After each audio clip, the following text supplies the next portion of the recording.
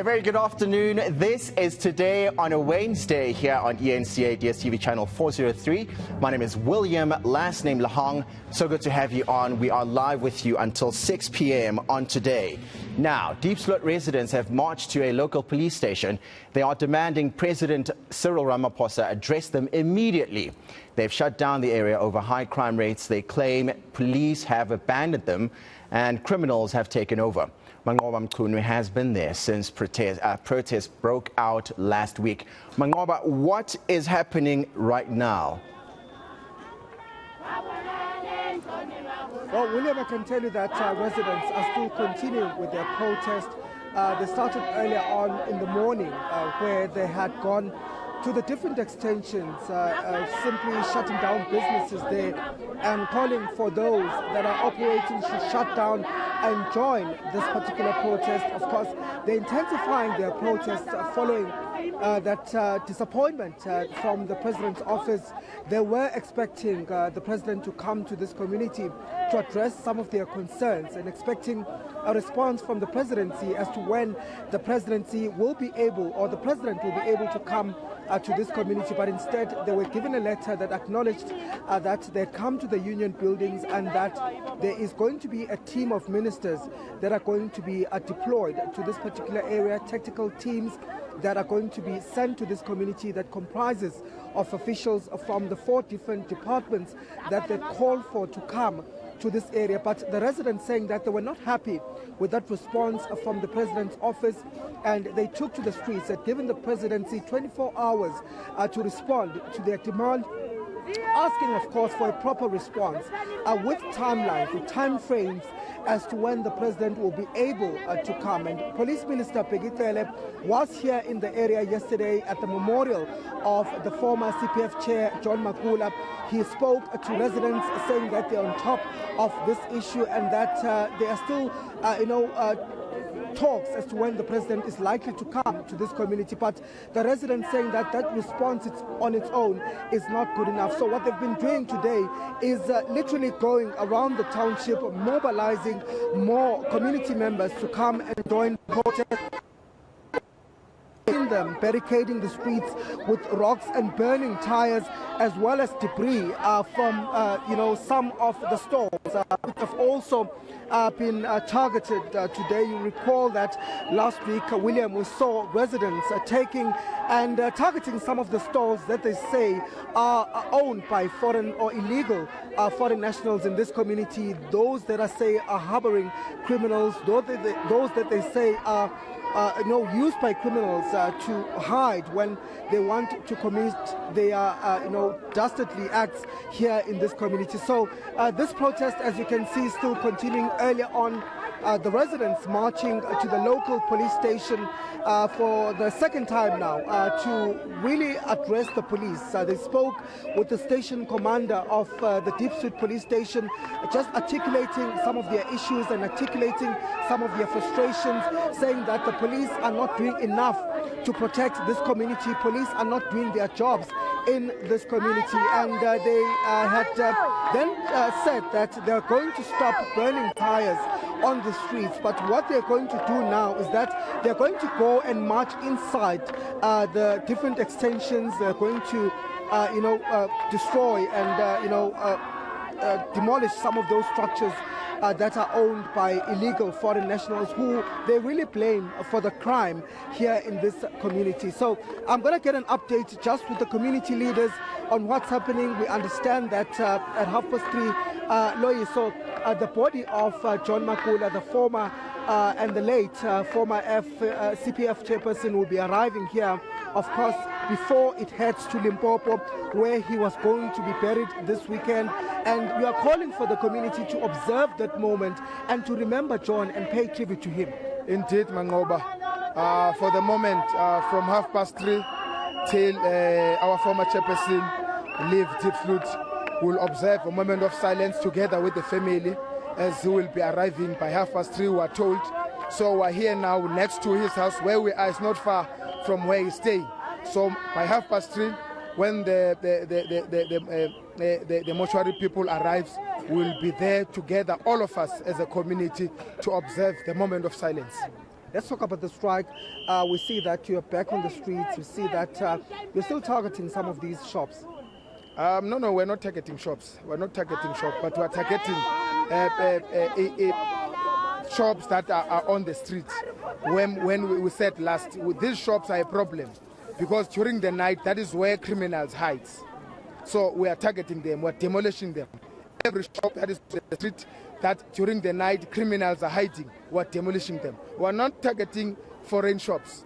We're targeting illegal foreigners that are in our country. We're making a call even to this foundation, your Helen Suzman Foundation. We're making a call to them. They must stop supporting wrong things. They are not feeling our pain as people in the township. And we feel they are not representing us. They are not for us. We don't know which agenda they are pushing. How can you oppose a government that is elected by the people? That people are crying to this government who say, we have a problem of illegal foreigners. Helen Suzman will run to court and oppose each and every progress that is made by Department of Home Affairs to chase people who are illegal in our country. So we are with Home Affairs. We have seen the offer that is done by Home Affairs Department, but we have a stumbling block, a foundation that is called Helen Suzman Foundation. We really don't know which interests are they representing.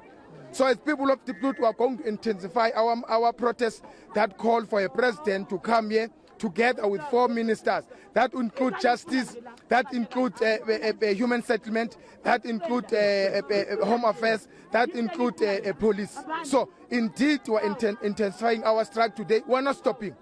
There was a concern, though, earlier on with the number of children that are here in this particular protest. It's quite worrying to see young children here. Are you not concerned, about them and perhaps, their safety? We are really concerned. We've been talking to them. Our ushers have been telling them, kids are kids. You'll tell them this, they do that. But we are managing that situation. We are dealing with. You are telling kids that are underage must not form a part of that. But sometimes these kids, they understand what is happening in the community. Some of them have lost their parents through criminal activity. Sometimes when you see them here, they feel the pain and they know the pain because they are part of this community. But we don't want them to be part of this, just in case anything bad happens. I want to talk about schooling as well, because I saw some of the schools also being disrupted. Is this part of the shutdown, or these were just precautionary measures that were taken? We believe that schools are closed. We don't know which schools that were disrupted, but businesses around the society must sympathize with us, must be in solidarity with us. When we say shut down, we're expecting malls to shut down, because they must sympathize with us. We are the customers of this mall. This mall are standing here because of us. When we're facing challenges of crime, we're expecting them to sympathize with us. So what's going to happen now with this protest? Are you going to continue tomorrow? And what is your call? We're continuing tomorrow. Indeed, tomorrow we'll suspend it because some of us were going to Limpopo to bury Mr. John Makula. After that, we'll come back again and continue up until we receive proper and positive results from the office of the president. So you want the president to come here?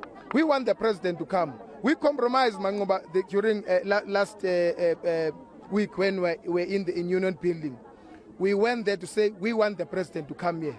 We met with officials. They convinced us to say, okay, we can bring 4 ministers in your community to engage with you. We compromised. We said, no, it's fine, as long as those ministers are part of the preparatory mission to bring the president here. We agreed on that. We still agreed on that. We still agree with the task team that must be formed in preparation to bring the president to Diepsloot. But what has made us to reject the letter from the presidents is that they are not giving us time frames as we have agreed with them. But when are we meeting? When are these ministers coming to Diepsloot? That is the only problem we have with them. We don't know why it's so difficult to put date and time. That we are coming, we'll be meeting with you on this day, tell your people to stop, we are busy resolving your issue. And earlier on, I saw you having conversation with the police who had said that you mustn't burn, tires on the streets. What has been your engagement with police so far? I know that you've also decided just to try and contain the protest and to open some of the roads here to allow traffic to move. We did remember, police are police, and they are doing their job. They will tell us what they want us to do. As people who are protesting, who are feeling the pain, we know what we should do. As part of the revolution and then part of the struggle, when you are in a revolution, tire must burn, road must be closed. That is part of the revolution. If we cannot close roads and burn tires and stop the economy, so that those who are enjoying through us as the people of Diepsloot must feel the pain, so that they can even call the president to come to say, can you go to your people of Diepsloot? Because if we're not closing this N14 so that those who are holding the economy can feel the pain that we are feeling when we are touching them in their economy, they will never listen to us. But police will always be police. They will try to police us. But as the community, we know what to do in order for our government to listen to us. Okay, well, thank you very much. That was one of the community leaders here, Loiso Toia.